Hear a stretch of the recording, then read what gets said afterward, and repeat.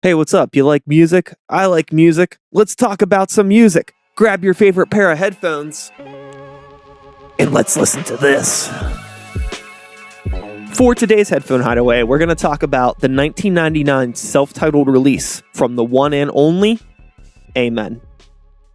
Off the jump, some of you may notice that I am holding a compact disc in my hand. This is not a vinyl record, and that would be because these albums, as far as I know, do not exist on the vinyl format.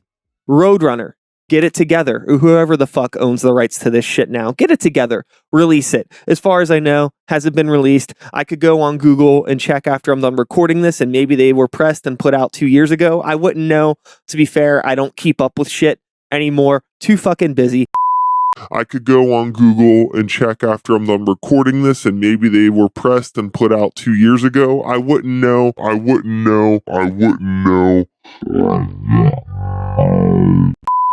Anyways, this is one of the very, very few CDs that I have gone out of my way in my adult years to make sure that I still own, along with their follow-up, We Have Come For Your Parents, and their DIY release prior to Roadrunner, Slave. All three of these are fantastic releases and really shaped a lot of my brain and understanding of like underground, alternative, metal, punk, whatever music when I was growing up. You know, this album, when I came across it, really, really, really fucked me up. There's nothing else quite like it. Amen was doing this really interesting blend of like punk and noise rock and nu metal. Like all of the things that were like in vogue at the time and completely not in vogue at all. Like it's a really interesting mix, and I really don't know how to put it other than that. You know, at the time, the only frame of reference or point of reference that I had that was even close to anything that sounded like what they were doing on this album would have been like Portrait of an American Family, Marilyn Manson era sort of stuff. Kind of sounded like this, but the production on this is like way rawer, and these songs are just fucking gross. Like everything about this album is so fucking gross and uncomfortable, but incredibly intriguing, and the songwriting is so unbelievably catchy. That's the coolest fucking thing about it, is that like underneath all of this fucking grit and these textures of gross songs, gross sounding guitars and drums, and like, you know, this really disgusting, like, you know, late 90s, early 2000s Ross Robinson production, you know, where like everything really just sounds like shit, but in a good way. And what that did for me and my brain as somebody who was just really starting to absorb music and find their own path in terms of like the music that I like and the music I'm going to gravitate towards, is this like introduced a whole new world to me, and that world being punk. Granted, prior to this, I had experience in punk rock with bands such as like, you know, The Descendants and your Offspring, and basically all your like mid to late 90s Epitaph era mall punk bands. I've covered these bands. I've talked about them before on the past and my relationship with them. Basically, you know, that like shit, you're fucking 12, 13, 14 years old. You got a skateboard. You're going to know about these bands, that kind of shit. But Amen exposed me to the other side of punk, the more hardcore, grittier side of punk. Introduced me to stuff like, oh, like Black Flag is a band.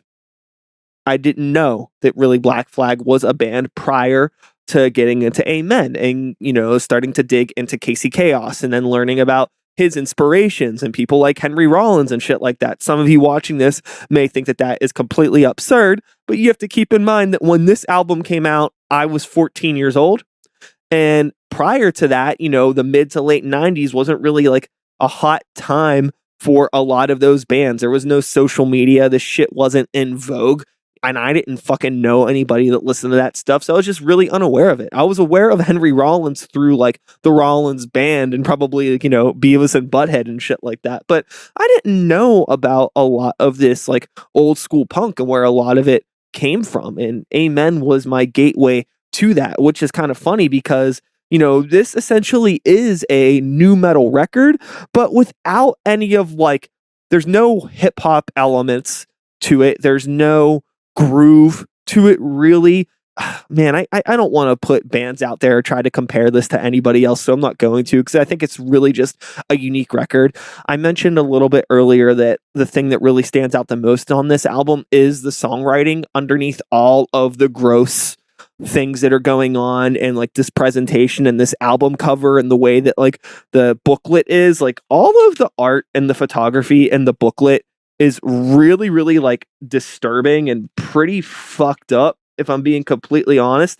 And just being like a kid and seeing all of this shit for the first time, I was like, what is this? You know, like this album and the packaging and the presentation of it really pulls you into a different environment in a way that like I hadn't really had with an album before. The only thing that maybe came close to sucking me into an environment the way that this album did would have been like when I was like fucking 6 years old, listening to, you know, Iron Maiden's Live After Death and looking at that vinyl gatefold and looking at the artwork. And there's a tour booklet that comes with that copy that I still have that has like photos of the band on the road and shit like that. Man, like I don't know, dude. Like, it's just a really, really unique record. If you've never listened to it, you should definitely check this album out. We Have Come for Your Parents, that was their follow-up, is probably musically and from a songwriting perspective, actually a better album. I think that, you know, this album slaps. Like, there's just like so many like hits. They weren't hits. This was a band that was criminally overlooked for whatever reason, but this album fucking rules. But for the sake of brevity, even though I'm just rambling, so that's kind of funny that it even came out of my mouth, I think that, you know, I would always tell people to start with this album, and if you like it, check out this album. They do have material that they have released after this, and it's also good and worthy of your time and checking out. The band's had like a lot of wild lineup issues and things like that over the years, as bands do. According to their Wikipedia page, they are still a band. I know that Amen reunited, I think, for some Knotfest shows, not super long ago, with over the course of the past decade. They done reunion shows and things like that, but they really haven't put out a lot of music or any music at all, I think, since the mid 2000s. There is apparently a third album that I think that they did with Ross Robinson. They got shelved, completely shelved, never to be released for whatever reason. I don't know. I think there's more information on that on their Wikipedia. I read through their Wikipedia page like a week ago when I planned on originally filming this video, but I'm just filming it now and I've already forgotten most of the stuff that I read.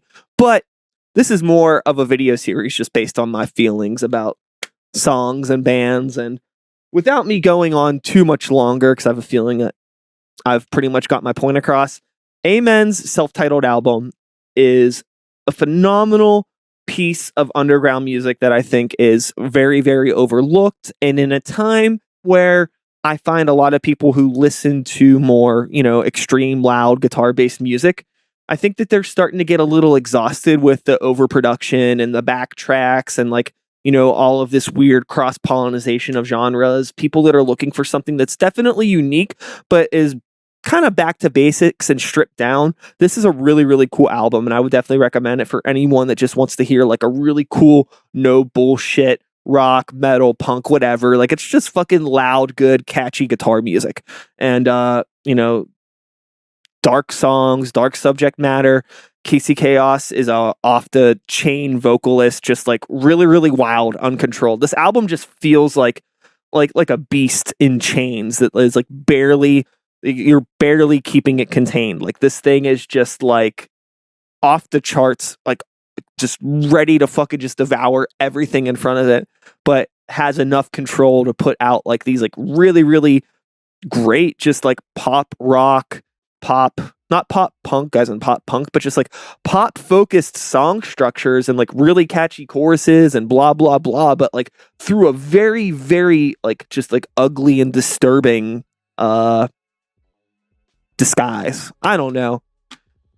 Man, I like love this album so fucking much that like I really don't even know what to say. And I don't think that there's anything that I can say that would do it justice other than just telling you to go fucking listen to it. One of these days, I'm gonna make, you know, like a top 10 or top 20 list. You know, fuck. Even if I made a top 5 favorite albums of all time, this might be in it, to be completely honest with you.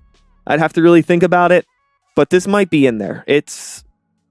I love this album more than I can even put into words, obviously, because I've just rambled about nothing for 10 minutes. So thanks for being here. Take care of yourselves. Take care of the people around you. Peace.